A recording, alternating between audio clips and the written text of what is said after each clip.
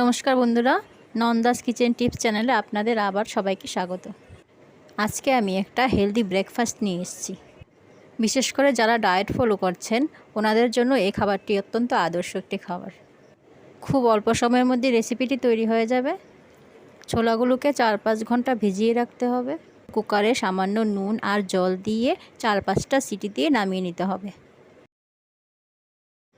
তো দেখুন, ছোলাটা আমাদের ভালো করে সেদ্ধ হয়ে গেছে।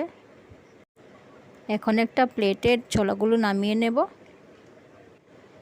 এই রেসিপিতে আমরা কোনো তেল ব্যবহার করছি না, তাই এই রেসিপিটা বাচ্চা বড় সবার জন্যই একদম আদর্শ।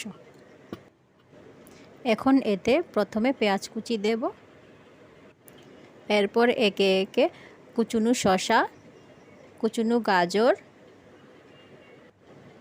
কুচি করে কাটা কাঁচা লঙ্কা, সামান্য চাট মশলা, 1 চামচ পরিমাণ মতো দই, 1 চামচ তেঁতুল গুলা জল, 1 চামচ টমেটো সস, একটা সেদ্ধ করা ডিম। ডিমটা আপনারা চাইলে স্কিপ করতে পারেন। টেস্টের জন্য সামান্য ভুজিয়া দিয়ে দেব। যারা একেবারেই হেলদি খেতে চাইছেন ওনারা ভুজিয়াটা স্কিপ করলেও চলবে। গার্নিশিংয়ের জন্য সাইডে 2টো ডিমের টুকরো রেখে দিলাম। তো বাস, আমাদের হেলদি রেসিপি তৈরি। ডিশটা দেখতেই এতটা লোভনীয় লাগছে, খেতেও দারুণ টেস্টি হয়, আর হেলদি তো বটেই।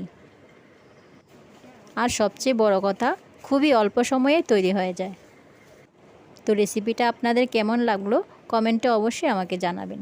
আর যারা এখনও চ্যানেলটাকে সাবস্ক্রাইব করেননি প্লিজ চ্যানেলটাকে সাবস্ক্রাইব করে দেবেন। আজকের জন্য এখানেই বিদায়।